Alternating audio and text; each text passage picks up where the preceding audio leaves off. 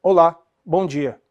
Sejam bem-vindos à nossa reunião virtual para a apresentação dos resultados do terceiro trimestre de 2025.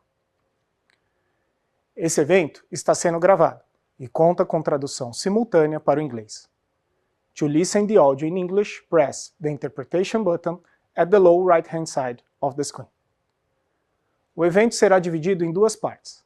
Na primeira parte, nosso CEO, Delano Valentim, e nosso CFO, Rafael Sperendio, apresentarão as principais entregas do trimestre.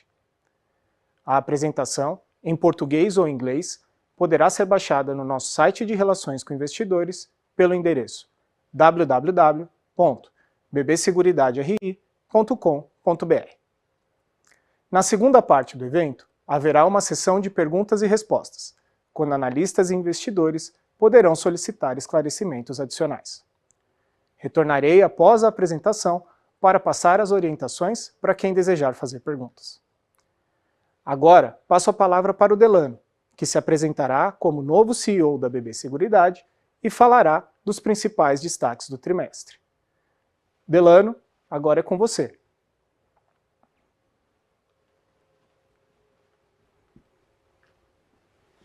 Obrigado, Felipe. É uma grande satisfação recebê-los em mais uma apresentação de resultados da BB Seguridade, onde compartilharemos os avanços do nosso terceiro trimestre e os caminhos que estamos trilhando para o futuro. Eu sou Delano Valentim, diretor-presidente da BB Seguridade, e é um prazer enorme estar aqui com vocês. Antes de mergulharmos nos números, gostaria de dividir algumas impressões que tive nesses pouco mais de 2 meses à frente da companhia. Encontrei uma empresa extremamente sólida, rentável, com forte geração de caixa e que se consolida como um pilar estratégico na geração de valor do conglomerado Banco do Brasil. Isso é fruto do trabalho de equipes técnicas altamente qualificadas, de uma força de vendas excepcional e principalmente da confiança que nossos clientes depositam em nós todos os dias. O negócio de seguros, não apenas no Banco do Brasil, mas também em outros grandes bancos brasileiros, tem se mostrado resiliente e essencial para o equilíbrio dos resultados consolidados, especialmente em momentos de maior volatilidade nos ciclos econômicos. Com base na minha experiência de mais de 40 anos dentro do conglomerado BB, incluindo passagens pela Argentina e Estados Unidos, vejo que o mercado de seguros no Brasil ainda tem um enorme potencial de crescimento. Para ilustrar, no seguro agrícola, por exemplo, temos no Brasil uma parcela muito pequena da área plantada protegida por seguro, se comparado ao mercado americano. No seguro de vida com acumulação, ainda é pouco difundido. E no mercado de previdência, boa parte da população brasileira ou não possui um plano ou tem uma reserva incompatível com a renda que deseja ter no futuro. Diante disso, minha intenção é dar continuidade ao que já vem funcionando bem, mas com foco em aprimoramentos. Estamos revisando nosso planejamento estratégico para os próximos 3 anos e posso adiantar que ele se apoiará em 3 pilares fundamentais. Primeiro, foco no cliente, com revisão de portfólios e jornadas, buscando aprimorar a experiência, aumentar a percepção de valor e fortalecer a fidelização. Segundo, inovação e transformação digital, integrando jornadas de negócio, criando novas linhas e ampliando nossa presença em segmentos estratégicos e rentáveis. E terceiro, eficiência operacional, com extração de sinergia entre nossas investidas e delas com a operação de corretagem, buscando ganhos sustentáveis. Estou e vejo meu time muito motivado com os desafios que temos pela frente. Reitero aqui meu compromisso de seguir buscando alternativas para manter crescente a capacidade de geração de valor econômico da companhia. Agora, passando para os nossos números do trimestre, vou focar no resultado gerencial, que não contempla os efeitos da IFRS 17. Encerramos o terceiro trimestre com um marco histórico, o maior lucro líquido recorrente já registrado pela BB Seguridade, totalizando 2,6 bilhões de reais, um crescimento de 13,1% em relação ao mesmo período do ano anterior. No acumulado até setembro, são 6,8 bilhões de reais em lucro recorrente, um crescimento de quase 14%. Esse desempenho foi impulsionado principalmente pelo resultado financeiro, que após impostos cresceu cerca de 55% ano contra ano no terceiro trimestre, mesma taxa no acumulado. O resultado operacional líquido de impostos também segue em trajetória positiva, 2,4% de crescimento ano contra ano e 5,7% no acumulado. No trimestre, destacamos o controle de despesas nas operações de seguros e previdência, além do crescimento do resultado da corretora. No acumulado do ano, o principal destaque é a sinistralidade, que se manteve bem comportada em todas as linhas, evidenciando a qualidade do risco contratado. Destaco também duas iniciativas relevantes que iniciamos este ano. A primeira, o seguro prestamista para novas linhas de crédito para micro e pequenas empresas, habilitado a partir de julho e que já gerou quase 300 milhões em prêmios nesse período.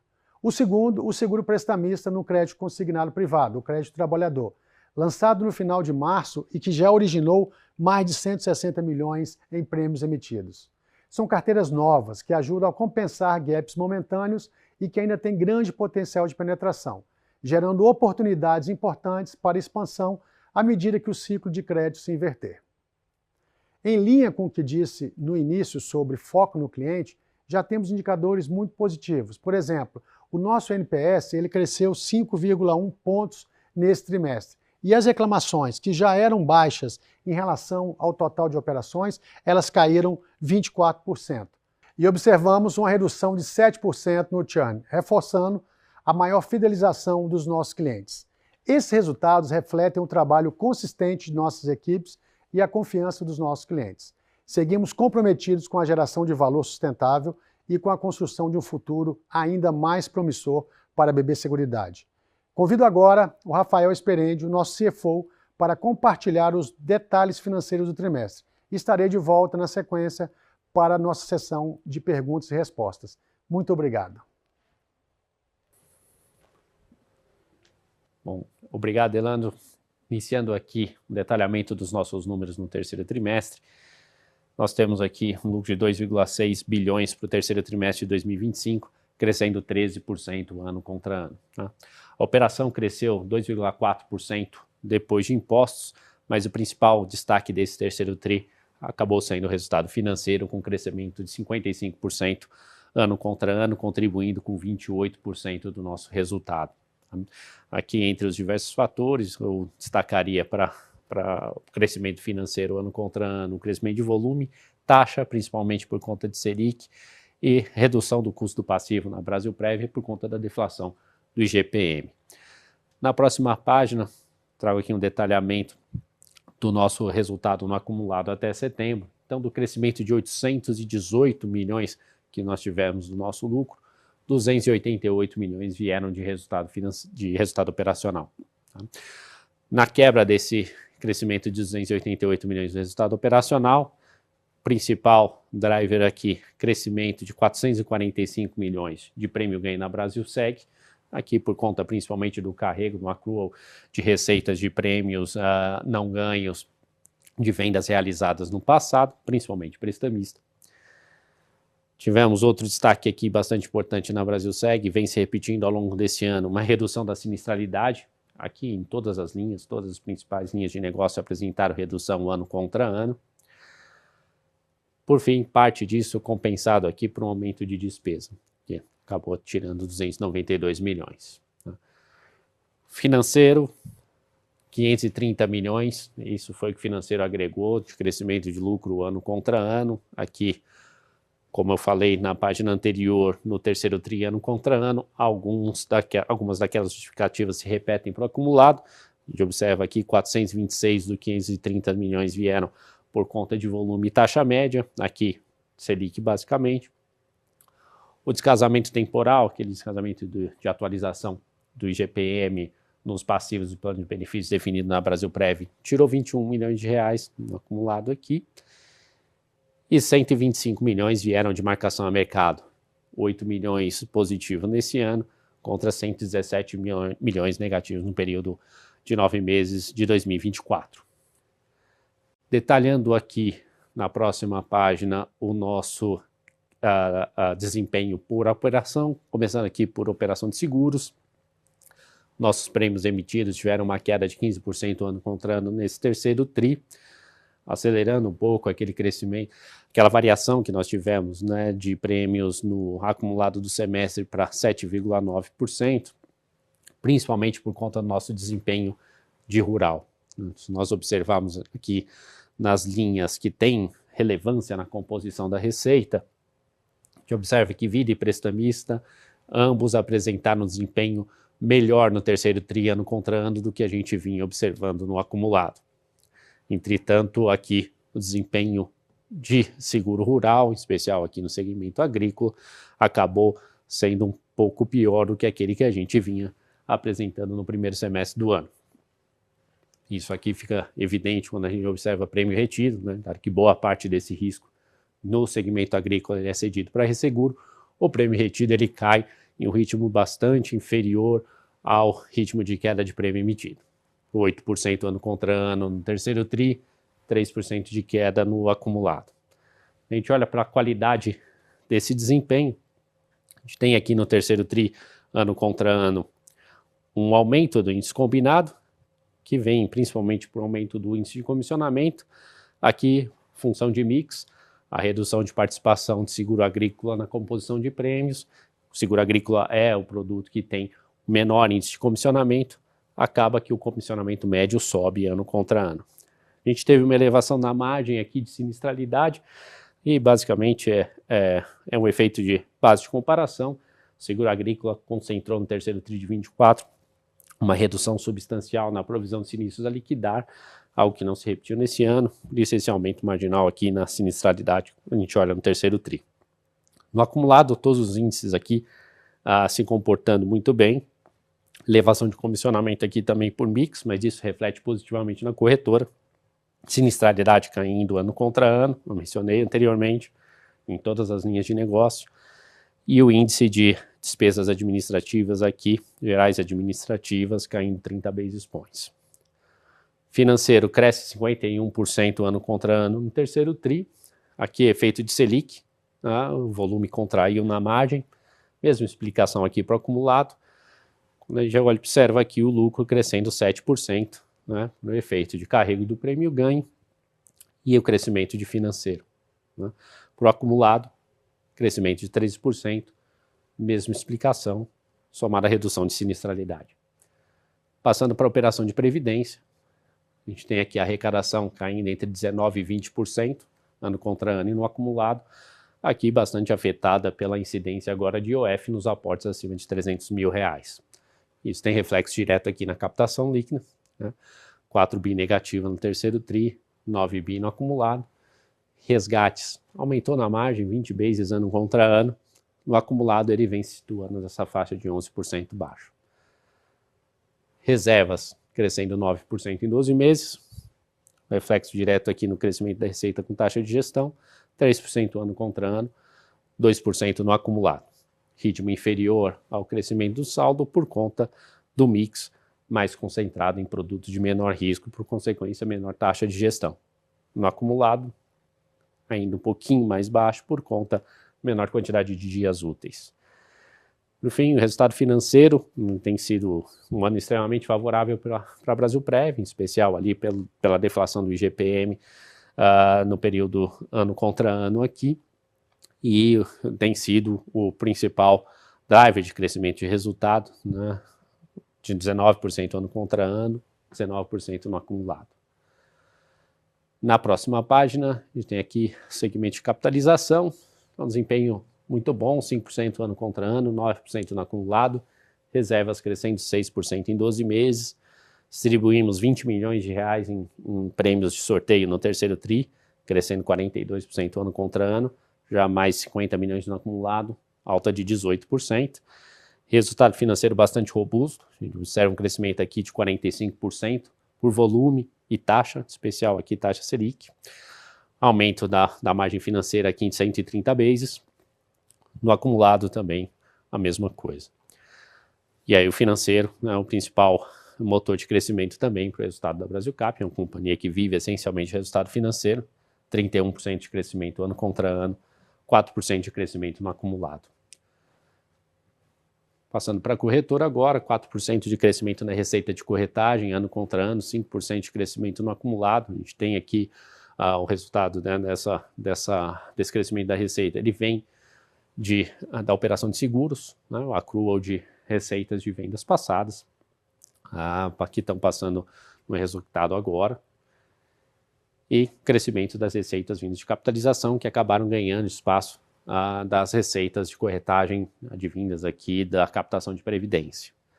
Margem líquida cresce 3 pontos ano contra ano, 2,6 pontos percentuais no acumulado, aqui por conta do aumento de volume e taxa Selic. Por isso, o lucro acaba crescendo num ritmo superior ao crescimento da receita, 9% ano contra ano em bases acumuladas. E para encerrar a apresentação, temos aqui nossa apresentação de contas em relação ao nosso guidance 2025.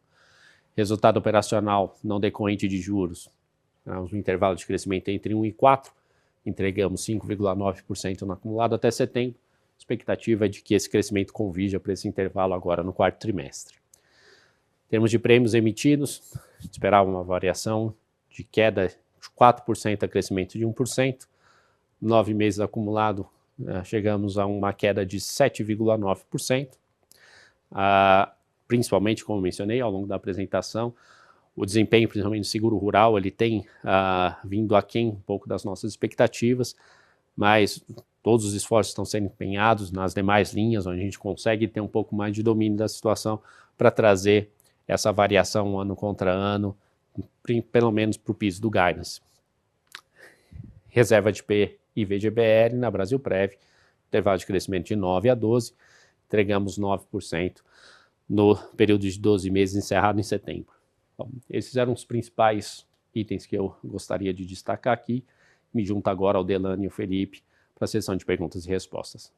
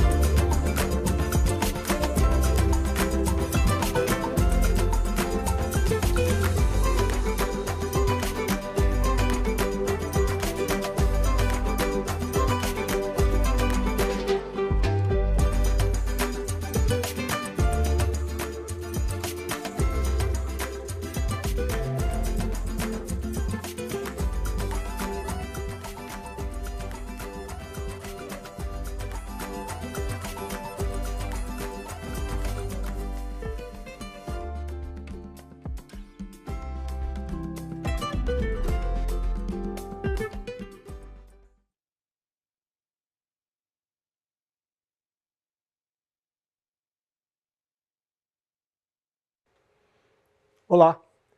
Iniciaremos agora a nossa sessão de perguntas e respostas. Quem desejar realizar uma pergunta por escrito, basta clicar no botão Q&A na parte inferior da tela. Tentaremos responder a todas as perguntas ao vivo, mas se não for possível pelo tempo do evento, nos comprometemos a responder logo após via e-mail. Também teremos algumas perguntas por áudio, que liberaremos na ordem da fila, conforme as pessoas clicarem no botão Raise Hand. Por favor, façam todas as perguntas em português ou inglês e nós responderemos sempre em português. A nossa próxima pergunta, a primeira pergunta, na verdade, ela vem do Thiago Binsfeld, do Goldman Sachs. Thiago, por favor, pode liberar o seu microfone e fazer a sua pergunta. Oi, bom dia, Delano, Rafael, Felipe. Obrigado por pegar minha pergunta. Eu queria perguntar sobre Brasilprev, que vocês fizessem uma avaliação sobre a performance nas captações nesse trimestre. Quando a gente vê ali contribuições próximas de 13 bi de reais, é um pouco acima de resgate. Não é muito diferente quando a gente compara com o primeiro trimestre desse ano, que é um período anterior à tributação. O que parece que para a gente teve um desvio maior foram as portabilidades. Só entender se tem alguma surpresa nessa composição, ou se era exatamente isso que vocês esperavam em vista do impacto do IOF. E entender também, né, como é que vocês veem, além desse diagnóstico, no plano de ação da companhia, como é que vocês imaginam as principais ações para mitigar esse cenário mais desafiador? Obrigado. Tiago, obrigado pela pergunta. Realmente, depois do advento do IOF, nós tivemos um impacto nas saídas, mas o que nós observamos é que quase 2/3 das saídas, elas buscam fundos com risco de crédito privado na concorrência. Embora nós tenhamos no nosso portfólio vários fundos, fundos próprios de gestão própria, fundos de estrutura aberta, fundos multigestão, nós não estamos dispostos a correr muito risco privado nesse momento. A gente está sendo bastante cauteloso nessa escolha, até por conta de um momento de ambiente de altas taxas de juros, pensando aí em trabalhar de forma bastante seletiva e cautelosa para não colocar em risco as reservas dos nossos clientes. Nós estamos trabalhando também nesse momento não só de mudança de estratégia para proteger a nossa base. Nos dados da SUSEP de agosto, nós continuamos líderes de mercado, nós temos uma originação muito forte, mas talvez a gente precise focar mais nos aportes permanentes do que nos aportes periódicos, que era mais ou menos o que vinha acontecendo até então. Nós temos trabalhado também para uma estratégia de proteção da nossa base e de uma estratégia mais forte de buscar transferências de recursos que estão na concorrência. Além disso, estamos também trabalhando na criação de novos produtos. Estamos com um novo produto já lançado, que é um aporte inicial de R$ 100. Isso democratiza um pouco mais o acesso, e a gente está com outras estratégias também para a proteção da base e garantia da permanência da nossa liderança no mercado. Rafael, se quiser acrescentar alguma coisa. De fato, resumiu bem, o Thiago colocou um bom ponto. O terceiro TRI, ele veio bem em linha com o primeiro. A questão toda é que, sazonalmente, o terceiro TRI deveria ser mais forte. Acabou que não foi por conta do advento do IOF. Então, nós, como o Delano trouxe aqui, né, a gente vai ter alguma dificuldade agora de adaptação a esse novo ambiente, porque, principalmente, aqueles clientes são autônomos, né, que tem uma concentração de fluxo de caixa em determinados períodos, eles vão ter uma limitação nesse aporte para plano de previdência, e agora o que a gente pretende focar é exatamente isso, né, a recorrência, principalmente no PGBL e nos aportes periódicos, mensais principalmente, para conseguir tentar contornar um pouco essa dificuldade que a gente está tendo agora de captar recurso novo com a cobrança do IOF. Obrigado, Rafael. Delano, só uma dúvida. Quando vocês olham para o quarto trimestre, acham que a portabilidade segue nesse patamar? E também em relação ao guidance, se o cenário base é realmente piso ali em torno de 9%? Bom, Thiago, que a gente tem visto, houve um pico entre julho e agosto, e a gente observa ali essas portabilidades acelerando bastante, tá? Até como o Delano falou, hoje nós aqui temos tido bastante dificuldade em achar emissões com spread ajustado ao risco que sejam interessantes para fazer a alocação nos fundos, tá? Então, de fato, a gente não tem observado nenhum alta de portabilidade, pelo menos agora até outubro, tá? Não tem desacelerado em relação ao patamar que a gente viu no terceiro trimestre. Bom, obrigado, Rafael. Obrigado, Thiago. A próxima pergunta, ela é do Eduardo Nishio, da Genial Investimentos. Nishio, bom dia. Pode liberar seu microfone e seguir com a sua pergunta, por favor? Obrigado pela oportunidade. Prazer, Delano. Tenho duas perguntas. A primeira, a gente provavelmente vai ver um cenário de Selic mais baixo no ano que vem. E a gente vê assim, o top line de vocês um pouco aí sofrendo com as pressões aí de captação, tanto na parte de seguros como na parte de previdência, né, que foi falado agora.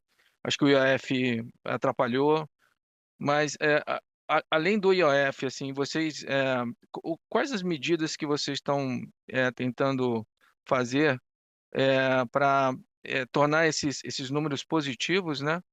Se na avaliação de vocês, 2026, com a Selic mais baixa, talvez tenha uma melhora aí na parte, tanto na parte de seguros e na parte de previdência também, se pudesse falar um pouquinho das perspectivas aí para 2026 em relação a esses dois pontos. E em relação, eu queria voltar num follow-up aí da pergunta anterior, o índice de portabilidade quase que dobrou, né? Foi para 3,5%.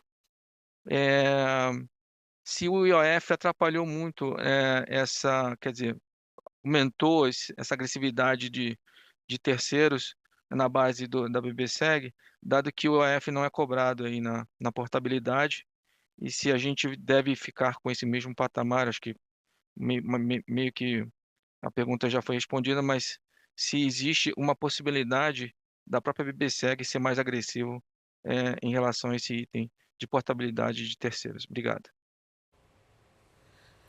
Obrigado pela pergunta, Nishi. Eu vou começar pela segunda, até em complemento à resposta que a gente deu na pergunta anterior, tá?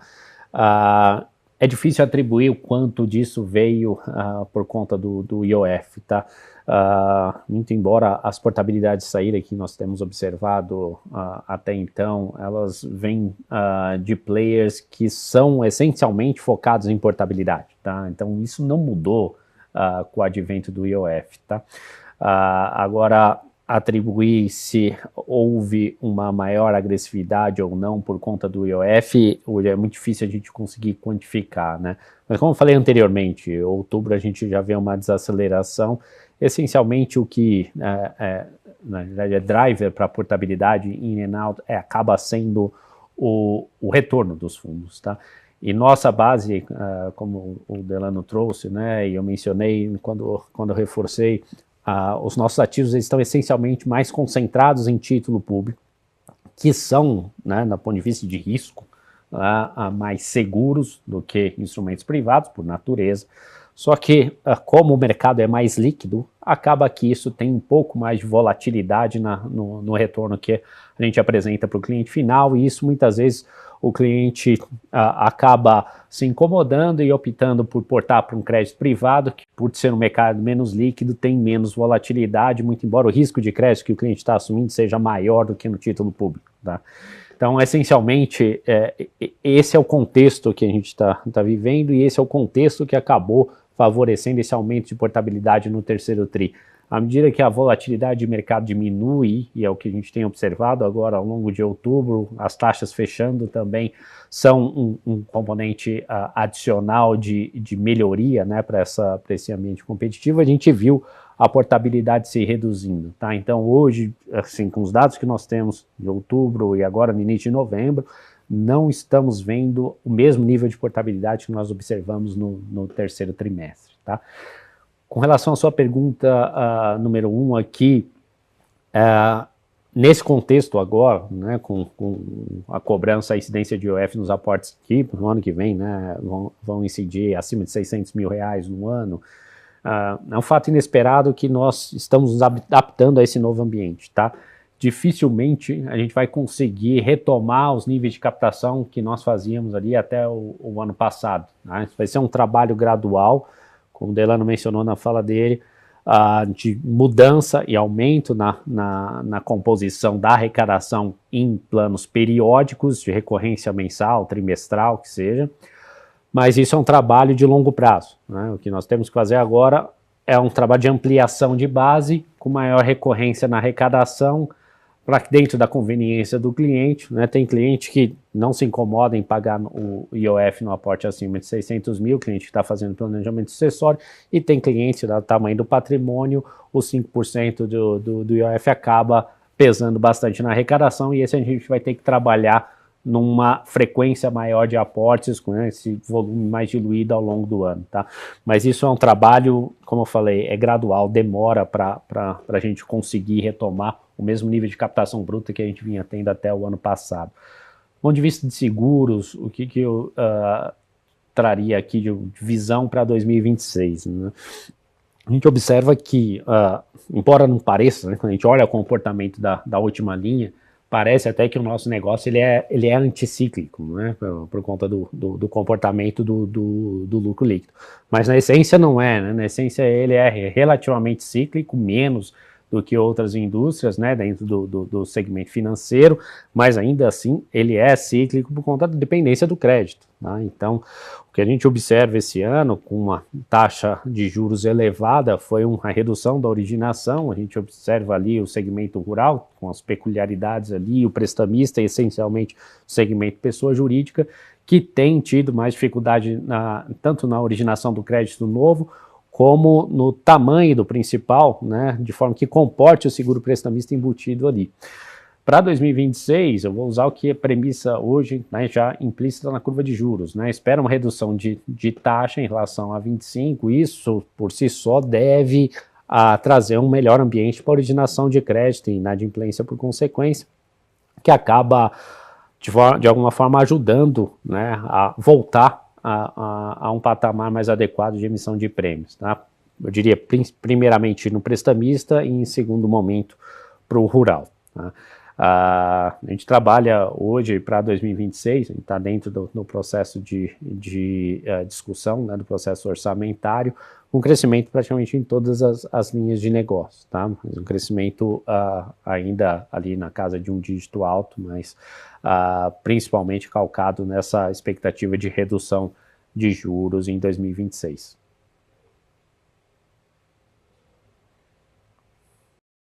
Muito obrigado, parabéns pelos resultados. Só um follow-up aqui, em relação às perspectivas de 2026, um dígito alto significa que, em tese, vocês terão aí crescimento em 2026, pelo menos no top line, né? Os juros, eu queria saber qual o patamar de juros que vocês estão trabalhando para 2026, dado que, pelos números que a gente vê do consenso, a Selic média deve ser praticamente a mesma, né, de 2025. Não sei se é a cabeça de vocês. Queria saber a opinião de vocês se é isso e se a gente pode contar com um resultado financeiro aí mais ou menos, né, no mesmo patamar. Obviamente vocês têm a volumetria ajudando, mas vamos dizer assim, com a Selic média aí parecida, se podia ser um mesmo patamar de resultado financeiro. Muito obrigado. Hoje eu até evitar a projeção, mas eu vou usar o que está implícito na curva hoje, tá? 1 ponto de redução de Selic média é o que está implícito na curva de juros hoje para 2026, tá? Então, a nossa sensibilidade de Selic no resultado ainda continua a mesma que a gente vem trazendo já há alguns anos. 1 ponto Selic para cima ou para baixo implica 100 milhões de impacto para cima ou para baixo, tá? Então, hoje a gente já parte de um contexto, se isso se materializar em 2026, o que está implícito na curva, uma redução de 100 milhões de resultado que acaba sendo difícil compensar de outras formas. Tá? É bom ressaltar que outro componente que tem favorecido bastante o resultado financeiro ao longo de 2025, que é o diferencial entre IGPM e IPCA, né? IGPM agora, a projeção de mercado indica até que ele fique com uma leve deflação ano contra ano e o IPCA acima de 4. Isso também tem colaborado de forma bastante positiva para o resultado financeiro, que não dá para contar para 2026, tá? Então, diria, hoje é muito difícil a gente trabalhar com perspectiva de estabilidade ou crescimento de resultado financeiro para 2026, tá? O cenário base é de redução. Perfeito, muitíssimo obrigado. Obrigado, Nishio. A nossa próxima pergunta, ela vem do Gustavo Schroden, do Citi. Gustavo, por favor, bom dia. Pode iniciar sua pergunta. Bom dia, Delano, Sperendio, Felipe. Obrigado pela oportunidade. Eu vou fazer duas, uma ainda nessa dinâmica de prêmio. Queria entender um pouco o que vocês esperam, o que vocês podem dividir com a gente dessa relação de prêmio emitido com prêmio ganho para o ano que vem, né? Se a gente tem os prêmios emitidos esse ano, uma dinâmica mais negativa, e como é que a gente deveria pensar no carrego para 2026 do prêmio ganho, né? Se vocês puderem dividir com a gente um pouco dessa dinâmica, qual que seria o impacto esperado no prêmio ganho em 26, dada essa dinâmica mais negativa de prêmio emitido agora em 25. E a segunda, talvez mais específico aqui para o Delano, se pudesse dividir com a gente uma parte um pouco mais estratégica, vamos dizer assim, quais são os seus, né, assumindo aí a companhia, quais seriam os seus principais pontos a serem endereçados, os seus desafios, as suas, vamos dizer assim, o legado esperado para você entregar agora liderando a companhia. Obrigado. Posso começar? Pode começar. Obrigado, Gustavo, pela pergunta. Como eu disse agora há pouco, o meu foco principal vai ser buscar sinergia entre as empresas investidas para que a gente efetivamente tenha uma visão centrada no cliente, para que a gente consiga revisar as nossas jornadas com foco na melhoria da satisfação, crescimento da nossa base de clientes e rentabilização dessa base também. Além disso, nós vamos focar em eficiência operacional, vamos buscar redução de despesas e trazer isso de forma positiva até para compensar eventuais impactos no nosso resultado financeiro, como o Rafael acabou de dizer aqui, num cenário de taxa de juros caindo para o próximo ano. A ideia é que nós continuemos com esse foco em inovação, melhorando o nosso portfólio, melhorando a assistência, melhorando o atendimento aos nossos clientes, gerando mais satisfação, entrando em novas linhas de negócio, combinando jornadas de negócio entre as diversas empresas e favorecendo o crescimento econômico da nossa empresa.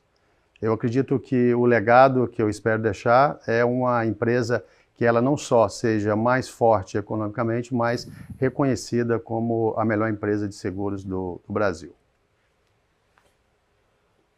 Bom, Schroden, com base na sua pergunta inicial, tá, sobre prêmio ganho, que nós estamos vendo aqui, tá, a princípio, uma primeira visão para 2026, ainda é de crescimento de prêmio ganho, mas de um crescimento baixo ano contra ano, tá?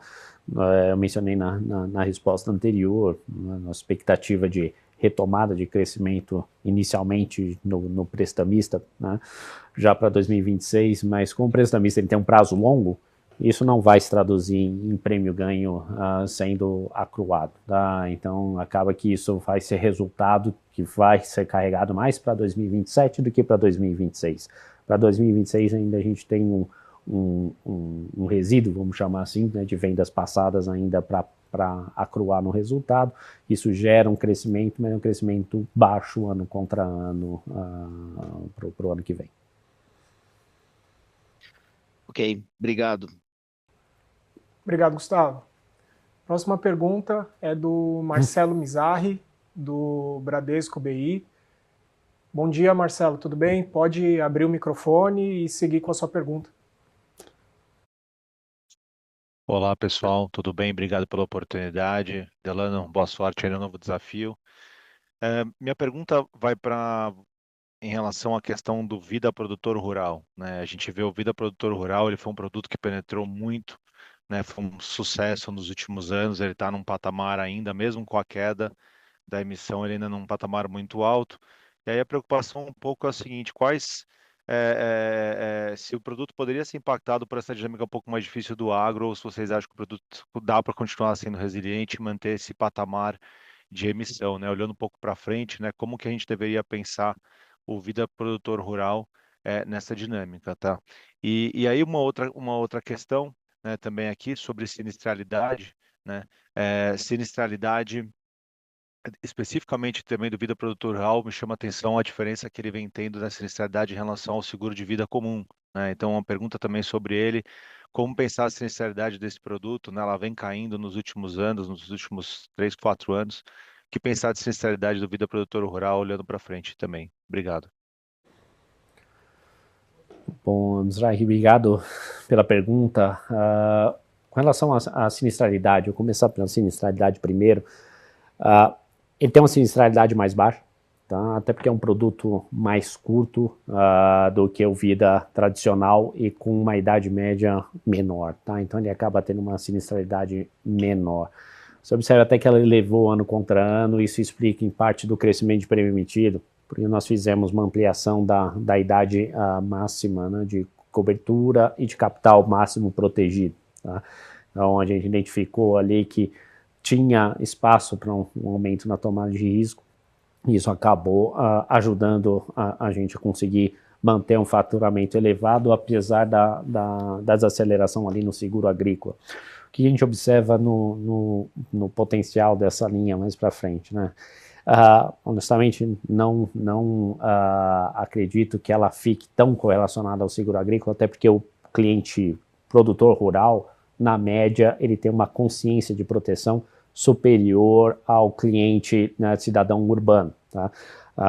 Por conta da própria vivência de risco que ele tem ali no dia a dia, como pelo próprio experiência, né, que dado um público menor, a experiência que eles tiveram durante a Covid, né, do total de mais de 1 bilhão de prêmios que nós pagamos, né, mais de 1 bilhão de indenização que nós pagamos durante a pandemia de Covid-19, mais da metade daquilo foi para produtor rural, né? Isso ajuda a reforçar ali a cultura de proteção para esse público, tá? Agora, de fato, quando a gente olha essa taxa de crescimento ano contra ano, ela desacelera porque esse ajuste entre importância segurada e idade aconteceu, se não me falha a memória, aqui no início do segundo semestre do ano passado. Então, a gente começa a enfrentar uma base de comparação mais forte no terceiro tri, isso já é notável, e o quarto tri isso não vai ser diferente, tá? Espaço para penetrar na base ele já não é tão maior como era antes, ou como é no caso do seguro agrícola, essencialmente ainda tem bastante espaço, tá?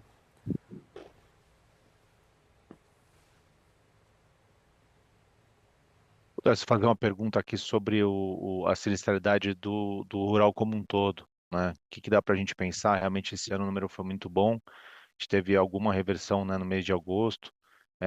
O diferente nos últimos anos, né, até foi um pouco mais de sinistralidade, mas realmente o número como um todo para o ano fechado, né, do custeio chama atenção, né? Faz sentido pensar num aumento dessa sinistralidade nos próximos trimestres? Estatisticamente faz sentido, tá? A gente observa nos últimos 3 anos, a gente teve 3 ciclos em sequência muito favoráveis, né, na perspectiva de clima, quando a gente olha a exposição nacional que a gente tem de risco, tá? Hoje, né, nas projeções mais atualizadas, a gente observa uma intensificação do fenômeno Laninha agora por quarto trimestre, e isso deve ter potencialmente algum impacto na sinistralidade da safra verão, tá, que vai ser colhida no início do ano que vem, mas quando a gente olha na sequência, né, do segundo tri para frente, né, de 2026, aí a predominância já é de neutralidade, o que acaba sendo favorável, né, do ponto de vista de clima. Então, eu diria assim, é natural sim que a sinistralidade tenha uma elevação, em especial ali no segmento de agrícola, mas, por enquanto, a gente não interpreta que seja algo tão significativo a ponto de ter um impacto material no resultado, tá? Mas é uma elevação ano contra ano, esse seria o cenário básico. Ok, obrigado, pessoal. Obrigado, Mizrahi. Próxima pergunta é da Maria Luísa Guedes, do Safra. Maria Luísa, bom dia. Por favor, pode abrir o microfone e fazer a sua pergunta. Bom dia, Felipe. Bom dia, Delano. Bom dia, Esperende. Obrigada por pegar minha pergunta. Eu queria continuar falando um pouco sobre o rural, e aí eu queria explorar 2 pontos com vocês. O primeiro, ainda falando um pouco, linkando com o comentário que o Esperende acabou de fazer sobre sinistralidade, mas falando um pouco sobre retenção. A gente segue vendo o índice de retenção subindo alguns pontos percentuais. Acho que o ambiente de sinistralidade mais favorável até contribuir um pouco com isso. Eu queria entender como é que está o apetite de vocês para retenção, pensando nas safras posteriores, dado que vocês estão vendo uma possível piora da sinistralidade até. E o segundo ponto também, queria entender, tendo o programa de renegociação do banco sendo sido lançado já há algumas semanas, Queria pegar uma leitura com vocês se houve alguma janela de oportunidade para embarcar o produto do seguro rural e se existe algum upside para vir no quarto trimestre, ou se de fato não houve nenhuma oportunidade, de fato os próximos prêmios emitidos são mais referentes à safra de verão. Obrigada. Obrigado pela sua pergunta. Começar pela segunda, com relação à renegociação, existe sim oportunidade, mas a gente prefere, né, trabalhar como se não houvesse, tá? A gente prefere adotar uma posição um pouco mais conservadora, até por conta da incerteza, né, que envolve o ambiente, por ser um fato totalmente novo. A gente prefere adotar uma postura mais conservadora e não considerar nenhum upside a princípio. Não mencionei até na prestação de contas em relação ao guidance, nos melhores esforços para tentar trazer aquela taxa de variação, né, mais para próximo do piso do guidance. Ela até está concentrada bastante nas outras linhas que não dependem tanto do segmento rural como um todo, tá? Em especial ali no prestamista e no vida. Com relação à pergunta que envolve do seguro de vida, você perguntou, vida, produtor rural, pode repetir, por favor? Não, foi a pergunta sobre retenção, mais especificamente também do rural. Lembrei, desculpa. Com relação à retenção, tá? A gente cede para risco de resseguro um contrato automático proporcional, principalmente no segmento agrícola, tá? Há coisa de 3 anos atrás, mais ou menos, a gente fez uma avaliação bastante profunda na modelo de subscrição, na qualidade da nossa carteira, e colocou isso numa perspectiva histórica e entendeu que a gente tinha, sim, condições de reter mais risco dessa carteira, né? A gente fez não só isso, mas a gente trabalhou também num processo bastante robusto internamente de maximizar a rentabilidade daquela operação que estava sendo cedida para resseguro. Mas focando na sua pergunta com relação à retenção, né, esse trabalho todo ele acabou nos levando a uma conclusão de aumento na retenção, mas de forma conservadora. Isso foi feito de forma gradual ao longo dos últimos 3 anos, e a intenção, o terceiro ano, seria 2026. Tá? A gente pretende sim aumentar mais um pouco a nossa retenção desse risco para 2026. Perfeito, obrigada. Nossa próxima pergunta, ela vem do Guilherme Grespan, do JP Morgan. Bom dia, Grespan. Pode abrir o microfone e fazer sua pergunta, por favor. Oi, bom dia, Felipe, Delano, Sperendio. Obrigado pelo call. 2 perguntas do meu lado aqui também em rural. A primeira é só na parte de penhor. Vocês mencionaram no release que teve um aumento de ticket médio. Eu queria só entender aqui se foi uma reprecificação do produto e se puderem dar um pouquinho mais de detalhe da magnitude, o que é a estratégia aqui por trás desse comentário. E aí minha segunda pergunta é mais com relação à parte de produto. Eu acho que tinha um gap ali relativamente fácil de fechar que foi feito ali no Pronamp. Agora eu queria explorar com vocês, dessa vez, os gaps de rural. A gente está vendo uma mudança bem relevante, eu acho, estruturalmente na indústria, de perda de share de empréstimo do financiamento contra outros tipos de produtos, CPR, fundos, etc. Queria só relembrar com vocês se hoje o seguro de vocês ele abrange outros produtos além do empréstimo bancário ou não, e se vocês têm alguma estratégia aqui, ou como que é esse comparo econômico, se vocês já fazem, só relembrar um pouquinho essa discussão das diversas formas de financiamento do produtor rural. Obrigado. Bom, começando pela segunda pergunta, Grespan, obrigado. Hoje a gente trabalha essencialmente na linha de custeio, empréstimo, financiamento bancário, tá? A gente está em desenvolvimento um produto para atuar na CPR, principalmente ali em parceria com o nosso investimento na plataforma Broto, né, investimento conjunto que a gente tem com o Banco do Brasil, e aí a gente espera que sim, que isso já comece a ampliar um pouco o nosso escopo de atuação a partir de 2026, tá? Está já em estágio bastante avançado, não só o seguro agrícola para CPR, mas ele acaba abrangendo todo o portfólio de rural materializado ali na CPR, né? O vida, penhor e o seguro agrícola, tá? Com relação à sua primeira pergunta, você pode repetir, por favor? Eu não consegui tomar nota dela.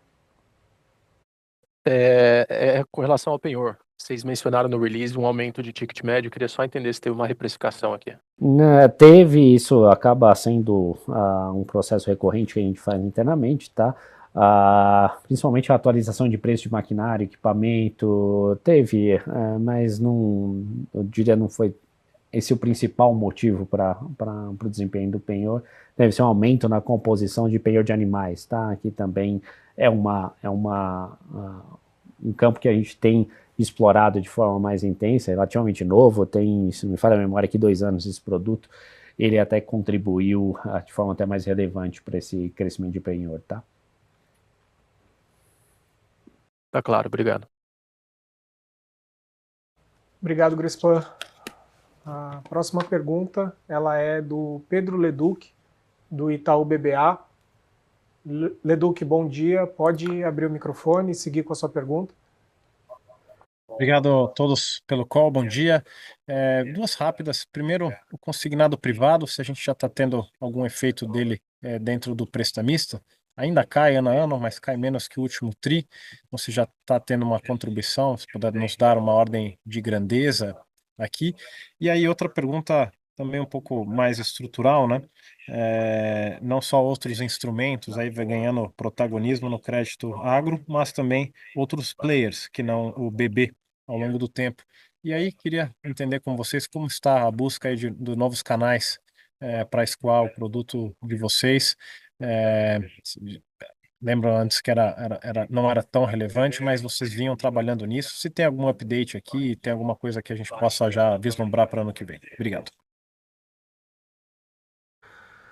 Obrigado pela pergunta, Ledu. Em relação a consignado privado, de fato a gente teve uma captura já de boa parte dessa oportunidade logo no lançamento, tá? Houve uma desaceleração nessa emissão de prêmios agora, tá, no terceiro trimestre, mas ele contribuiu de forma significativa, se não me engano, algo como 160 milhões de prêmio, 168 milhões de prêmio, tá? Prêmio novo, isso equivale quase uma produção mensal, tá, de prestamista aqui no balcão do Banco do Brasil. Tá? Ainda tem espaço, tá? Hoje quando a gente olha a penetração no prestamista, no consignado privado, ela é metade da penetração no consignado público, tá? Ainda tem espaço para aumento, mas diria que a gente vai conseguir se aproveitar melhor dessa oportunidade à medida que a taxa de juros cair conforme a expectativa aí nos próximos anos, tá? Por enquanto é difícil atribuir um grande volume de crescimento num espaço curto de tempo, tá? É mais diluído, tá? À medida que a taxa de juros caia. Com relação a parcerias no segmento agro, diria que daquele esforço todo que nós fizemos aqui nos últimos 3 ou 4 anos de expansão de canais, que o nosso foco agora ele acaba sendo mais concentrado no segmento rural, que é onde a gente tem uma vantagem competitiva maior do que nos outros segmentos, né? Então, a gente continua dando bastante ênfase, a gente ampliou bastante a quantidade de parceiros, mas a produção ainda hoje ela acaba sendo muito diluída nessa quantidade muito grande de pequenos parceiros, né? Então, para os próximos anos, a gente pretende dar um pouco mais de foco nesse segmento, mas buscar parceiros que tenham uma capacidade maior de originação de risco, tá? Esse seria o ponto. E aí, como eu mencionei na resposta da pergunta do Grespan, até ampliando eventualmente o nosso nicho de atuação para não só no crédito custeio regular, mas como também o crédito originado via CPR. Tá legal, muito obrigado. A próxima pergunta é do Carlos Gomes, do HSBC. Hi, Carlos. Good morning. You can unmute now, and the floor is yours, please. Hello, and thank you for taking my question. I wonder if you can give us a bit more detail about how the rural insurance is evolving. You mentioned that you have just started with the essentially a restructuring problem for the government, but how have the last few months been compared to your expectations, and how do you think that we have reached a bottom in terms of credit and insurance origination in the segment? Thank you. Hi, Carlos. Thanks for your question. I'm gonna answer in Portuguese. Quando a gente avalia o segmento de rural como um todo, o quarto trimestre, independente do processo de renegociação, ele tende a ser um trimestre mais fraco para seguro agrícola, né? E não é um período que concentra grandes emissões de seguro agrícola. A gente tem, embora tenha do programa aqui de renegociação, e o banco tem dado bastante ênfase nisso, como eu mencionei no início, a gente não está trabalhando com grandes estimativas ali, eu diria, para cross-sell de seguros, que essencialmente se concentrariam ali em vida e, em segundo momento, no penhor, tá? Então, eu diria que hoje a gente, para o segmento rural como um todo, na discussão que a gente está fazendo para o orçamento, embora a gente acredite que tenha assim, uma expectativa de crescimento de uma base bastante fraca que está se materializando em 2025, ainda é um período de ajuste, ainda longe daquele momento, eu diria, de maior emissão de prêmios que a gente teve no segmento ali entre 2022 e 2023, a gente não vê aquilo se repetindo ainda no curto prazo, tá? Do nosso ponto de vista, essencialmente o que está acontecendo com o segmento rural agora é o que aconteceu com outras indústrias, né, pós-pandemia, né? A pandemia gerou ali um desequilíbrio entre oferta e demanda, que passou por um processo de ajuste, e o rural está passando por esse processo agora. Além de tudo, a gente teve também uma redução na subvenção, que tem criado ali uma dificuldade adicional para a gente conseguir continuar crescendo, né, com o seguro agrícola, tá? Então, à medida que esses diversos fatores, a gente passe por um reequilíbrio do setor como um todo, a gente deve ver o seguro agrícola voltar a crescer, até porque o Delano mencionou no início da apresentação, a penetração do seguro agrícola na área plantada no Brasil ainda é muito baixa, coisa de 7%. E a gente já viu esse número passar de 10%. Então, existe sim o potencial, a questão toda é que a gente vai conseguir explorar melhor essa oportunidade quando o setor passar por esse processo de ajuste que deve acontecer no tempo, né? Não é algo de curto prazo. And if I may follow up, you mentioned that you're in the middle of the budget process. I mean, you are talking about very low growth in premiums. You're talking about a decline in the financial income. Is it realistic to expect flat earnings for next year, or we should expect a small decline, or it is too early for you to tell?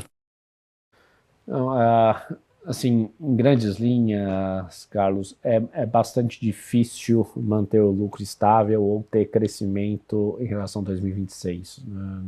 Hoje, nossa melhor estimativa aponta para um resultado extremamente robusto para 2025, é um resultado bastante forte. Eu acredito que boa parte do mercado agora, conhecendo o número do terceiro TRI, deve atualizar suas projeções para o ano e materializar isso que eu estou dizendo agora, mas considerando o que hoje nós temos de informação para 2026, né, a questão de menor resultado financeiro, que é o impacto imediato, tá, de um menor resultado financeiro, diferente, né, do crescimento de receita, que por conta de diferimento contábil isso acontece no tempo, tá?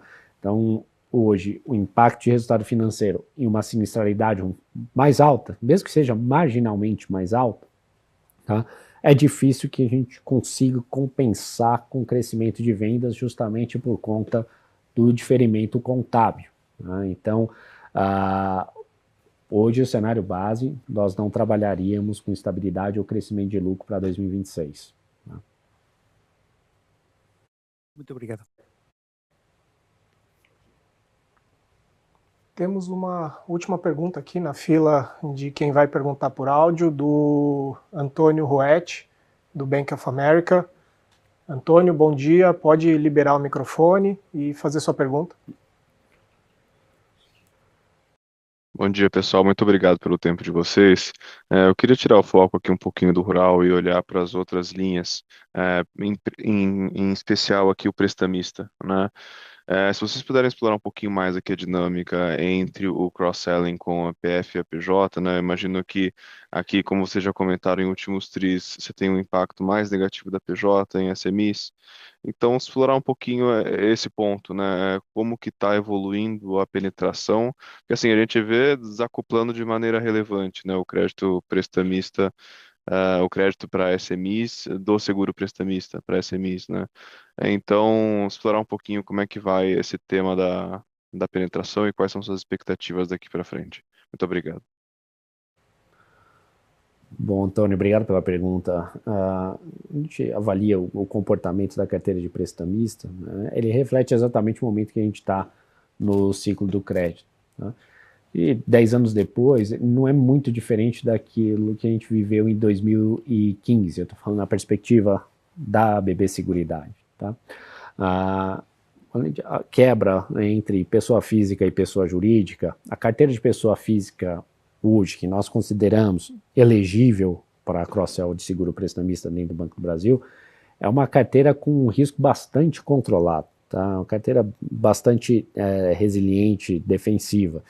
Então, o que a gente tem sentido ali no pessoa física é mais uma questão de taxa de juros, impacto dessa taxa mais elevada no principal e, eventualmente, se o seguro ele cabe ou não na parcela que o cliente está ali, que ele entende, né, adequada para a capacidade de pagamento dele, tá? Mas não é algo que tem tido bastante impacto. A carteira de prestamista, até no segmento pessoa física, ela cai em um dígito baixo. Se não falha a memória aqui, eu vou checar um número mais preciso, mas coisa de 2%. Então é uma redução bastante baixa, tá? Agora o segmento de pessoa jurídica, em especial ali onde nós temos exposição, que é a pequena, micro, média empresa, ali é um segmento que acaba sentindo um pouco essa elevação de taxa de juros, né? E quando nós observamos ano contra ano, a emissão líquida aqui de prêmios para pessoa jurídica, ela está em torno de 80 milhões, tá? No acumulado até setembro, tá? Que é um patamar bastante inferior àquele que a gente vinha acompanhando, tá?